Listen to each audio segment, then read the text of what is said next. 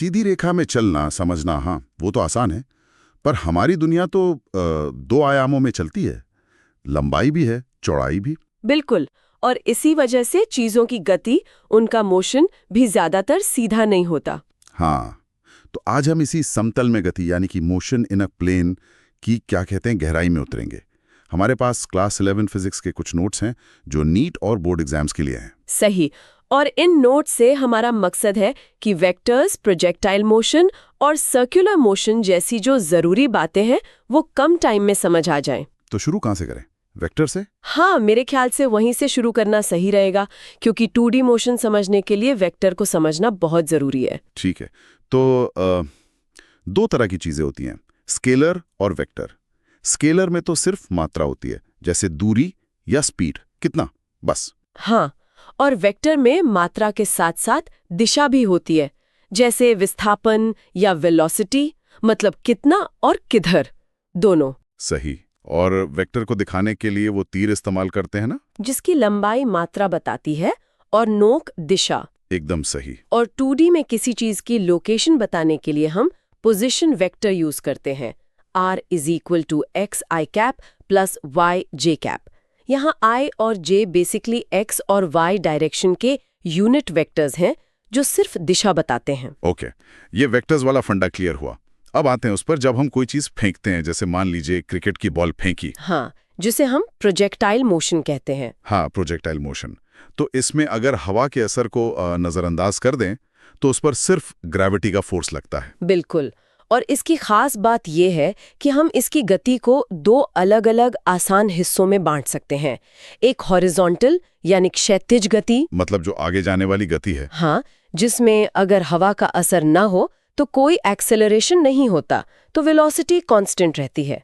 और दूसरी वर्टिकल यानी ऊर्ध्वाधर गति, जिसमें नीचे की तरफ कांस्टेंट एक्सेलरेशन g लगता है ग्रेविटी की वजह से।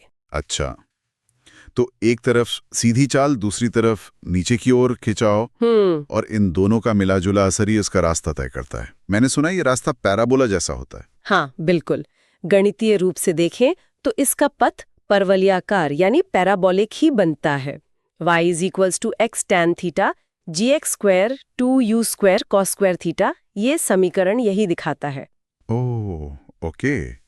और इससे जुड़े कुछ जरूरी नंबर्स भी होते हैं शायद, जैसे कितनी देर हवा में रही चीज। हाँ, उसे कहते हैं time of flight. Time of flight t = 2u sin theta g। फिर वो कितनी ऊंचाई तक गई, मैक्सिमम हाइट।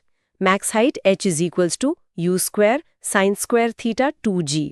और कितनी दूर जाकर गिरी, रेंज। हाँ, horizontal range. Horizontal range r = u² sin 2 theta g। ये तीन फॉर्मूले बहुत काम के हैं।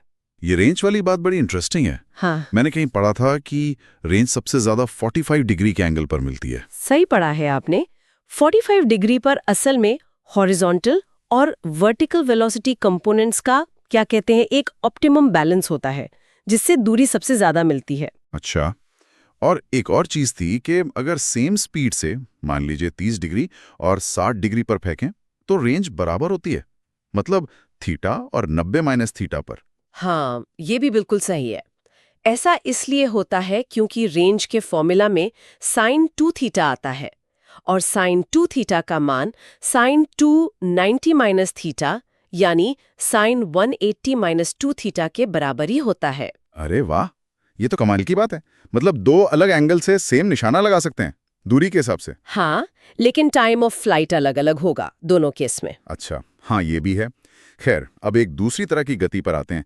जब कोई चीज गोल घूमती है, जैसे पंखे की ब्लेड या घड़ी की सुई, अगर वो एक बराबर स्पीड से घूम रही हो तो उसे कहते हैं एक समान वृत्तीय गति या यूनिफॉर्म सर्कुलर मोशन UCM।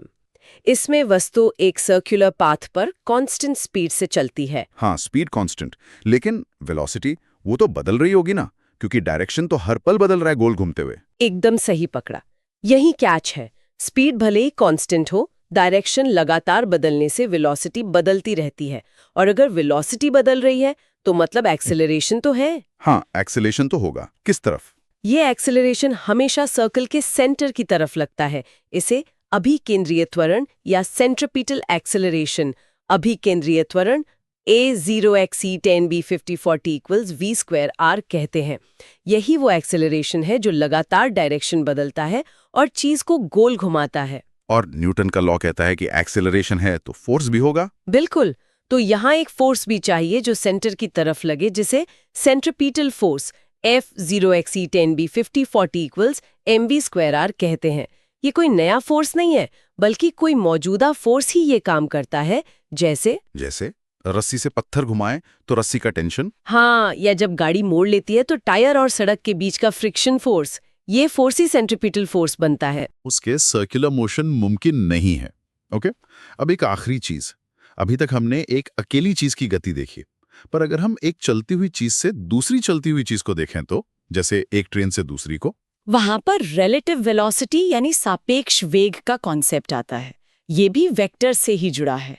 अगर a का वेग v0xe20x720x30 है और b का वेग v0xe20x720x40 है, तो a का वेग b के रेस्पेक्ट में होगा v0xe20x720x ab = v0xe20x720x30 minus v0xe20x720x40। इसमें वेक्टर्स को घटाना होता है। अच्छा, वेक्टर सब्ट्रैक्शन। इसके उदाहरण कहाँ देखने को मिलते हैं? ये जैसे नाव और नदी वाली प्रॉब्लम्स होती हैं, या बारिश हो रही हो तो छाता किस एंगल पर पकड़ें ताकि भीगे नहीं। ऐसी सिचुएशंस में रिलेटिव वेलोसिटी काम आती है। ओके, तो आज हमने काफी कुछ कवर कर लिया। मतलब 2D मोशन समझने के लिए वेक्टर कितने जरूरी हैं ये देखा। हाँ, फिर प्रोजेक्टाइल मोशन का वो पैराबोलिक पाथ, उसका time of flight, height, range और वो 45 डिग्री वाली बात भी समझी। और यूनिफॉर्म सर्कुलर मोशन में स्पीड कांस्टेंट होने पर भी एक्सेलरेशन क्यों होता है, सेंट्रीपिटल फोर्स का क्या रोल है, ये भी डिस्कस किया। और आखिर में रिलेटिव वेलोसिटी का आइडिया भी लिया। ये सब कॉन्सेप्ट्स वाकई इंपॉर्टेंट हैं। बिल्कुल। तो जाते जाते एक सवाल हमारे सुनने वालों के लिए।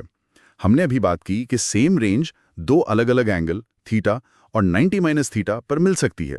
तो सोचिए, अगर आपको किसी टारगेट पर कोई चीज फेंकनी है तो क्या हमेशा ज्यादा रेंज वाला एंगल चुनना ही सही रहेगा, या फिर कम एंगल चुनकर चीज को टारगेट तक जल्दी पहुंचाना ज्यादा फायदेमंद हो सकता है?